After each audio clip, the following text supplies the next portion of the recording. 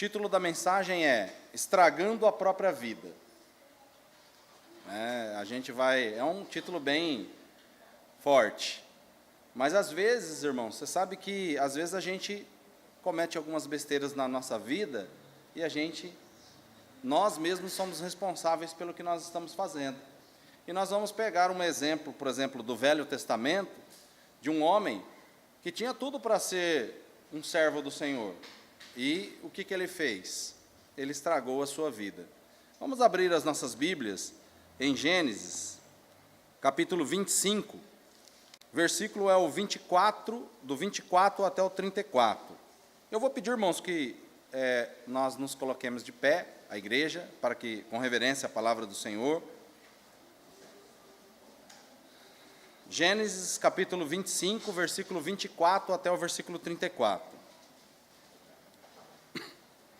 A palavra de Deus diz assim: E cumprindo-se os seus dias para dar à luz, eis gêmeos no seu ventre.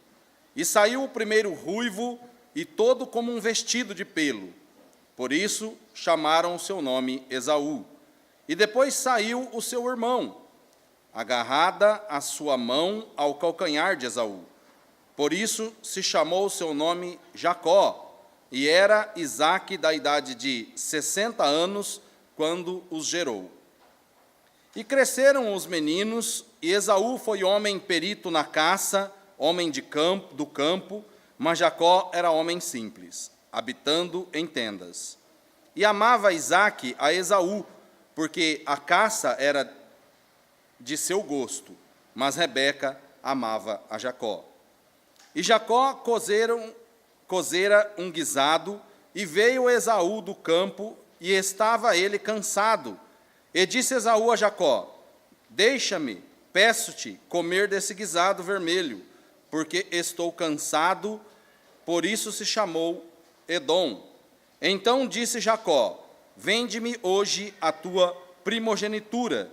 E disse Esaú: Eis que estou a ponto de morrer, para que me servirá a primogenitura? Então disse Jacó: Jura-me hoje. E jurou-lhe, e vendeu a sua primogenitura a Jacó. E Jacó deu pão a Esaú e o guisado de lentilhas. E ele comeu, e bebeu, e se levantou, e saiu. Assim desprezou Esaú a sua primogenitura. Podem sentar, irmãos.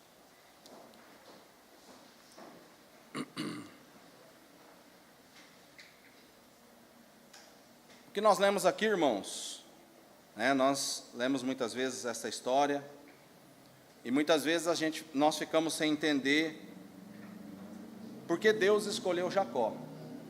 Às vezes você fica se perguntando assim: por que Deus escolheu Jacó e não Esaú?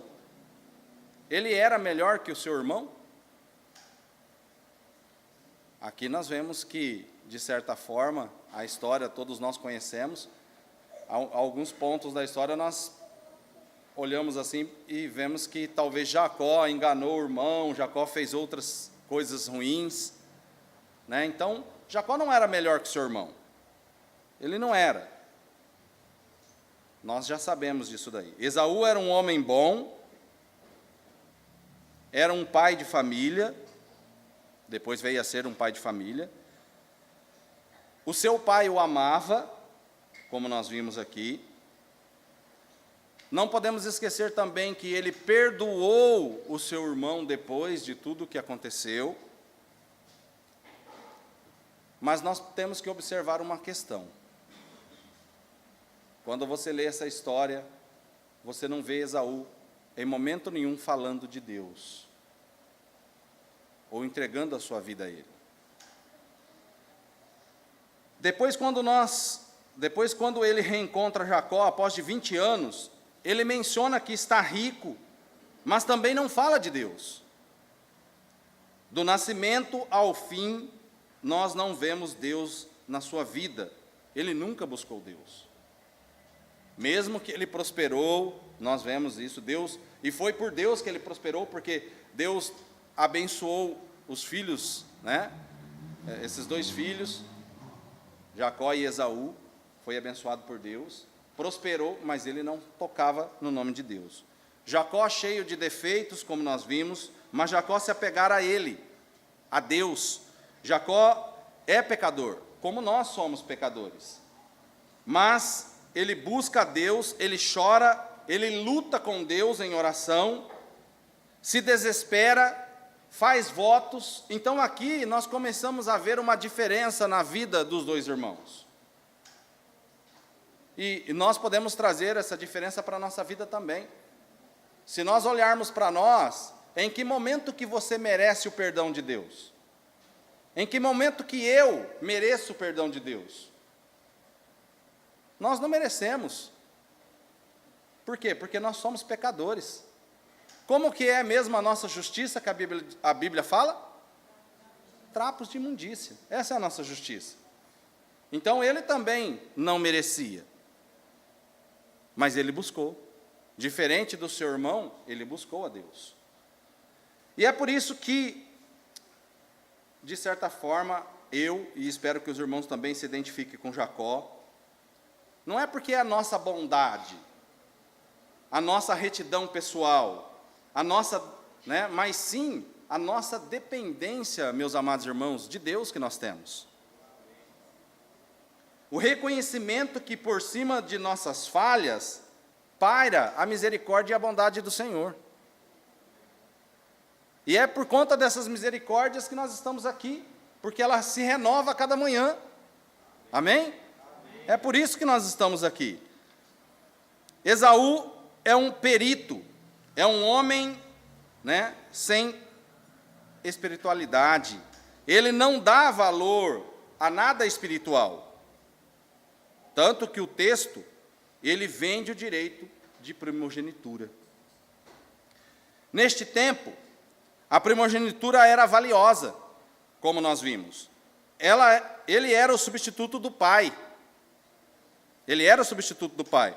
Na concepção dos hebreus, ele era o que trazia a força do pai e abria a madre da mãe. Ser o primogênito era uma bênção muito grande. Esaú troca esta bênção por uma sopa. Era uma bênção sem precedente, irmãos. Os filhos muitos filhos queriam ser o primogênito, ser abençoado pelo pai, dar continuidade à linhagem da família, ser o cabeça da família. E era uma coisa espiritual. Por quê? Porque Deus disse que era. Deus mandou os pais abençoar os filhos e dar continuidade na família. Esaú me faz pensar em muitas pessoas que Deus poderia abençoar, mas que jogam fora a oportunidade de bênção, simplesmente desprezam o que Deus deseja fazer na vida delas ou nas suas vidas. Gente que muitas vezes arruína a sua própria vida.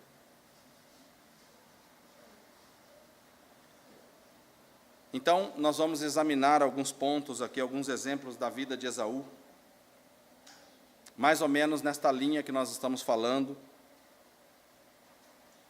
para que nós possamos não cometer o mesmo erro que ele cometeu. Para que a gente possa não seguir este mesmo caminho. Como Esaú estragou a sua própria vida, e como uma pessoa pode estragar a sua própria vida? É uma pergunta, irmãos, na verdade. Como ele estragou, nós vimos. E nós vimos a consequência de tudo. Depois que Jacó foi abençoado, nós vimos o quanto ele chorou. Mas o choro não adiantou de nada. Não resolveu nada. O pai já tinha dado a sua bênção. Então, como ele estragou a sua vida?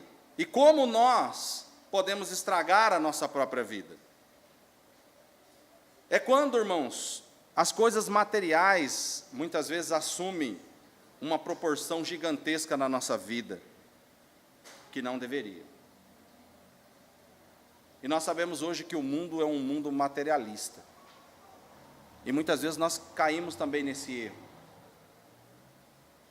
Nós estamos inseridos dentro da sociedade, Nós vimos o quanto Deus se preocupou em separar o seu povo, enquanto Deus pôde, né? Ele separou o seu povo, deixou o seu povo separado, e hoje nós estamos aqui, a igreja está inserida no meio de uma sociedade que caminha a passos largos para fazer o que não agrada ao nosso Deus. E não tem como nós sairmos. Não tem como nós montarmos uma sociedade separada e vivermos separado. Tem como nós vivermos uma vida separada. Mas o que acontece muitas vezes é que nós entramos na sociedade. Nós começamos a fazer e cometer os mesmos erros que a sociedade está cometendo. A sociedade não tem limite com relação ao consumismo, e muitas vezes nós nos vemos dessa forma também. E o que eu estou falando para os irmãos é uma coisa que eu também vivo. A primeira coisa que um pregador tem que fazer é, quando ele está montando a sua mensagem, é se colocar dentro dela. A mensagem tem que falar com ele primeiro, amém? Amém. É assim que tem que ser. Então, irmãos, ele é caçador, ele é perito de caça, mas nem todo dia é dia do caçador. Tem até um ditado, né? O dia é dia do caçador, um dia é dia da caça. E assim é. Ele está faminto, chega em casa e se depara com seu irmão fazendo uma sopa, como nós vimos no versículo 32. Mas aí surgem várias questões, irmãos, que só há, questões que a gente poderia perguntar. Por exemplo, só havia Jacó? O que os irmãos acham? Só havia Jacó fazendo uma sopa naquele horário?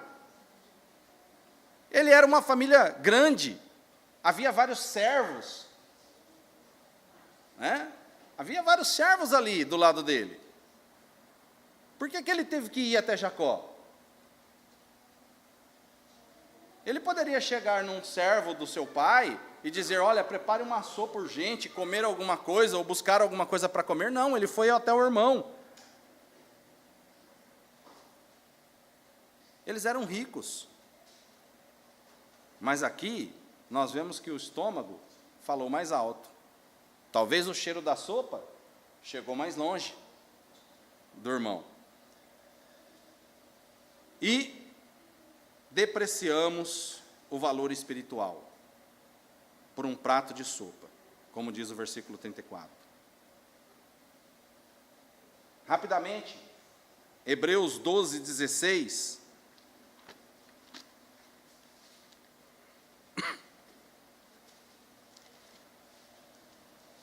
Diz assim, e ninguém seja devasso ou profano como Esaú, que por uma refeição vendeu o seu direito de primogenitura. Então, olha só o que diz. Hebreus já é um livro bonito, né? Porque o Hebreus 12 fala do que mesmo?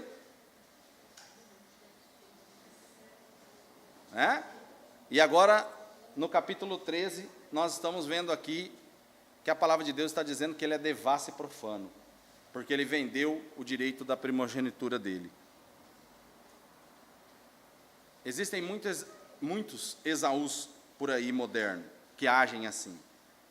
Por um prato de sopa despreza as coisas que Deus fez, por um prato de sopa despreza os caminhos do Senhor. Por um prato de sopa, e aí eu poderia perguntar para os amados irmãos, qual é o seu prato de sopa? Porque nós estamos dando o exemplo da sopa, mas muitos podem ser os pratos de sopas que nós temos por aí, que nós estamos trocando, pegando esse prato de sopa e desprezando as coisas do Senhor, os caminhos do Senhor. Meu amado irmão, nós não podemos ser levianos com as coisas do Senhor. E muitas vezes nós lemos essa história e muitas pessoas observam essa história e pensam assim, poxa, mas foi uma coisa parece que tão simples. Poxa, mas foi uma coisa que, né? Mas nada é simples relacionado à palavra do Senhor. Nada é simples relacionado à palavra do Senhor. Por isso que muitos irmãos nossos do passado morreram porque não quiseram batizar pessoas por aspersão. Por isso que muitos irmãos do passado morreram porque rebatizava aquelas pessoas que foram batizadas quando era criança, porque não sabiam o que queriam. Não sei se os irmãos já leram aquele livro, Rastro de Sangue, e tem outro, o Batismo Estranho e os Batistas também, e até mesmo quando nós lemos aqui no capítulo 12 de Hebreus, no finalzinho, no capítulo 12 de Hebreus, no finalzinho ele fala que os amados irmãos sofriam, foram mortos, uns foram cerrados pelo meio, enfim, já não é de hoje que nós somos perseguidos. Eu não vi o vídeo, a reportagem, mas estava falando com o irmão Márcio hoje no começo, meu cunhado que me disse que hoje, foi hoje, né, Adriano? Nos Estados Unidos, no Texas, uma pessoa entrou lá, um terrorista entrou, matou 25 batistas dentro de uma igreja batista. Também não sei, hoje quando a gente fala de batista, há várias batistas, mas enfim. Oi, irmã? Primeira igreja batista. Enfim, está aí a tragédia. Alguns sofreram também. Irmãos, e nós também, muito breve, vamos sofrer tais perseguições pela nossa posição, pela verdade que nós estamos pregando. Porque as pessoas não querem ouvir a verdade. Esta é a grande verdade, eles não querem ouvir a verdade. Então, qual é o nosso prato de sopa, irmãos? Que muitas vezes nós estamos desprezando as coisas do Senhor, que não deveríamos desprezar. Este é um problema da sociedade, ela sempre quer mais. E nós, muitas vezes, estamos caminhando neste mesmo caminho. Como eu já falei, o consumismo. Quantas vezes nós não compramos coisas desnecessárias? Coisas que não precisava. Coisas que eu não estava precisando, mas eu comprei. Quantas vezes você vai no mercado para comprar uma única coisa e volta com uma sacola cheia? Isso quase sempre acontece, e muitas vezes desnecessário. E todas as vezes que o materialismo assumir uma proporção na nossa vida que não deveria, nós com certeza estamos estragando a nossa vida. Pode ter certeza disso. Eu dividi em 3 pontos, e o segundo ponto é, estragando a nossa vida quando nós aceitamos também falsas soluções. Falsas soluções. O versículo 34 diz assim: E Jacó deu o pão a Esaú, e o guisado de lentilhas, e ele comeu, bebeu, e se levantou-se, e saiu. Assim desprezou Esaú a sua primogenitura. E ele diz: Eis que estou a ponto de morrer. Quem morre porque ficou alguns dias sem comer? É claro, se ficar muitos dias, sim. Mas quem vai morrer por ficar alguns dias sem comer? Será que ele também não poderia esperar? Se o irmão dele tivesse feito essa proposta, ele falou: não, espera aí. Se levantasse, saísse daquele lugar e pedisse para um servo fazer algo rápido para ele comer. Ele poderia ter feito, mas ele não fez. Ele desprezou uma coisa que Deus tinha determinado. Aceitou a solução mais fácil, mais rápido. Colocar a vida em ordem, irmãos, não é fácil. Dá trabalho. E as pessoas não gostam de trabalho. Dá trabalho. Nós sabemos disso, que consertar a nossa vida muitas vezes dá trabalho. É muito fácil, às vezes, você estragar. Rapidamente você pode fazer uma besteira na sua vida. E essa besteira pode lhe custar um tempo muito grande para você refazer. Nós sabemos disso. Então, dá trabalho e as pessoas não gostam. Às vezes, as pessoas vivem uma vida desregrada e se converteu recentemente, vai dar trabalho para ela. Por quê? Porque ela se converteu recentemente, as coisas que ela fez não vão se apagar. É claro que nós temos o tempo, temos o nosso testemunho, mas dá trabalho. Não é uma coisa simples de se fazer. Arrepender dá trabalho, mudança dá trabalho, consertar o erro dá trabalho e leva tempo. Não adianta querermos uma solução rápida, mesmo depois da nossa conversão. E nós temos que tomar cuidado com essas soluções rápidas. Cuidado com as sopas que nós encontramos por aí. Ah, mas é rápido. Não é rápido. Nós sabemos disso, que não é rápido. E para quem já passou por situações difíceis na vida, para quem já passou por situações complicadas na vida, sabe disso do que eu estou falando. Às vezes nós temos aí uma posição, já viu aquelas pessoas que têm posições privilegiadas? Desde que fez alguma coisa errada, pronto. Até ela reconquistar o respeito das pessoas, leva tempo, dá trabalho. Não é uma coisa no piscar de olhos. Mas, irmão, eu vou dizer uma verdade. Esse trabalho serve de experiência para a nossa vida, serve como lição para a nossa vida. Por isso, uma coisa eu falo para os irmãos, não procure soluções rápidas. As soluções rápidas não existem. O cheiro é bom, o gosto é bom, mas no final, nós vimos que não é bom. Assim é o pecado. Não é verdade? Não é assim que a palavra de Deus diz que o pecado é assim? E o final dele é o quê? A morte. A morte. Então, por isso nós temos que tomar cuidado, meus amados irmãos, que o caminho do Senhor, ele não é fácil. Por quê? Porque quando a palavra de Deus fala que nós temos que negar a si mesmo, irmãos, é a coisa mais difícil que tem no mundo. Talvez a gente ouve por aí, né? A gente vê aí por aí as pessoas dizerem que, quando eu me converter, tudo vai melhorar na minha vida. Eu vou prosperar na minha vida. É o que os evangélicos de hoje pregam por aí.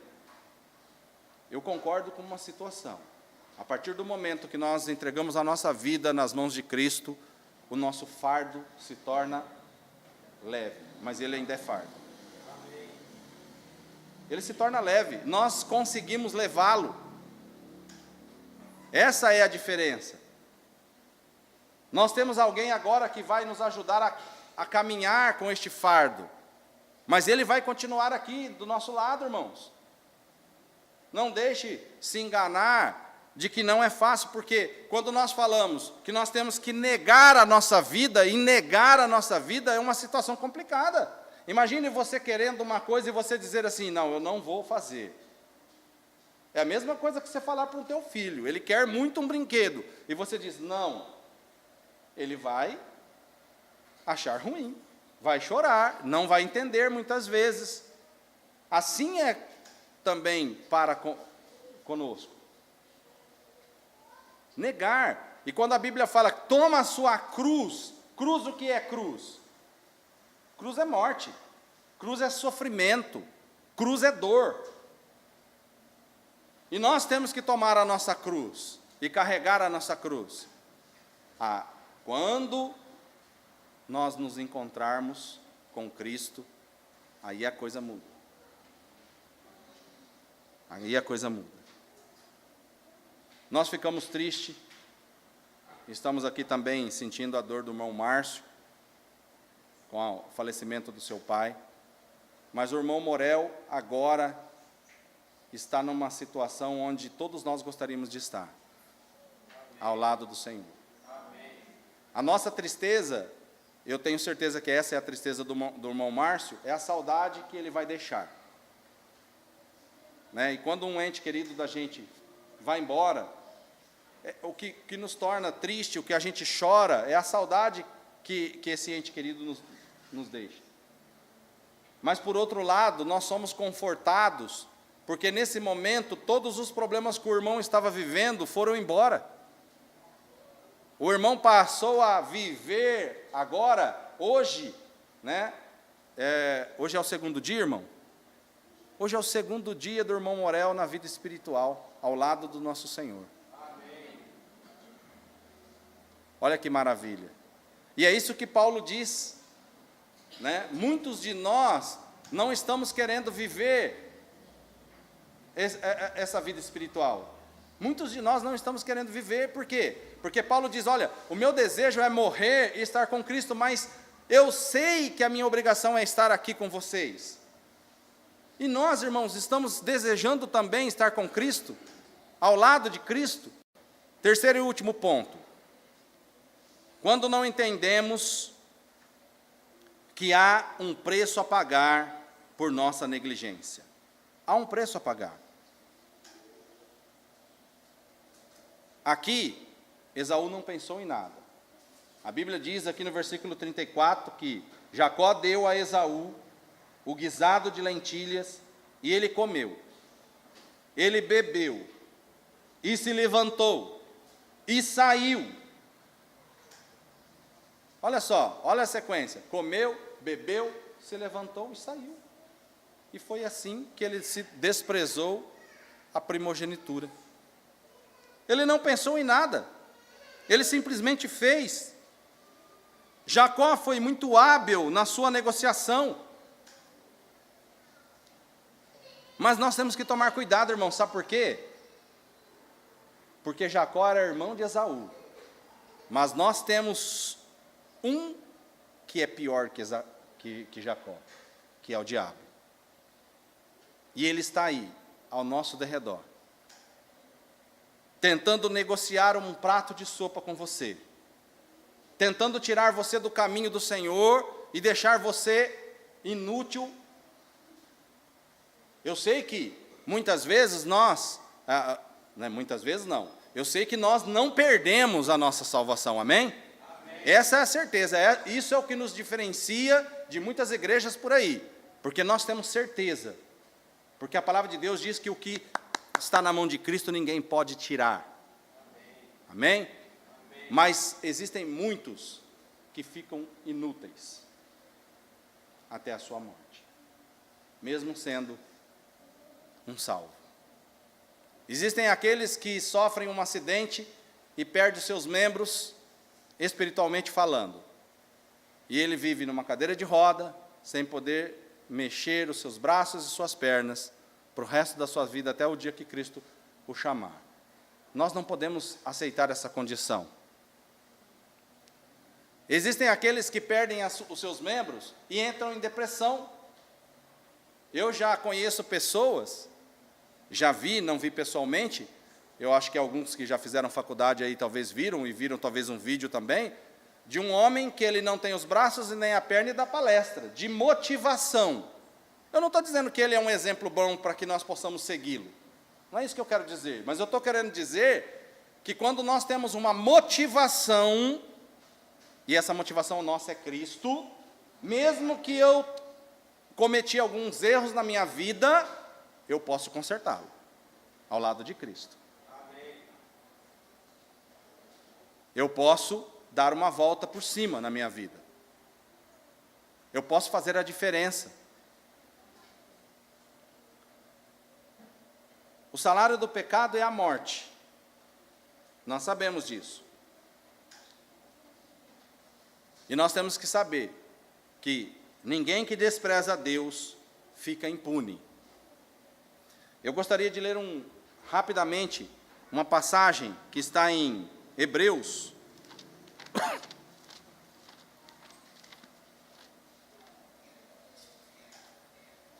Capítulo 10. Versículo 28. Hebreus capítulo 10, versículo 28. E ele diz assim: quebrando alguém a lei de Moisés, morre sem misericórdia, só pela palavra de 2 ou 3 testemunhas. E aí vem um aviso para nós. De quanto maior castigo cuidais vós será julgado merecedor aquele que pisar no Filho de Deus e tiver por profano o sangue da aliança com o que foi santificado, e fizer agravo ao Espírito da graça. E no versículo 31, ele diz assim: horrenda coisa é cair nas mãos do Deus vivo. Irmãos, nós temos que tomar cuidado. A nossa vida agora não pertence a nós mais, ela pertence a Cristo. Amém. E nós temos que tomar cuidado, porque muitas sopas estão por aí ao nosso redor, sendo oferecida a nós. O cheiro é muito bom, o sabor deve ser muito bom também. O problema é depois que você comer esta sopa. Então, qual é a sua sopa? Talvez um vício, apesar que os crentes não podem ter vícios. Talvez um trabalho. Talvez tem muita gente que fala, mas eu não tenho vício, mas o trabalho talvez seja o seu problema. Talvez o dinheiro. Coisas que vão levar você para a sepultura. Coisas que vão tirar você do caminho do Senhor. Coisas que vão fazer com que você fique inutilizado na obra do Senhor. Trocar a graça de Deus por sopas é uma atitude insensata, uma atitude que leva qualquer um à ruína. Pode ter certeza disso.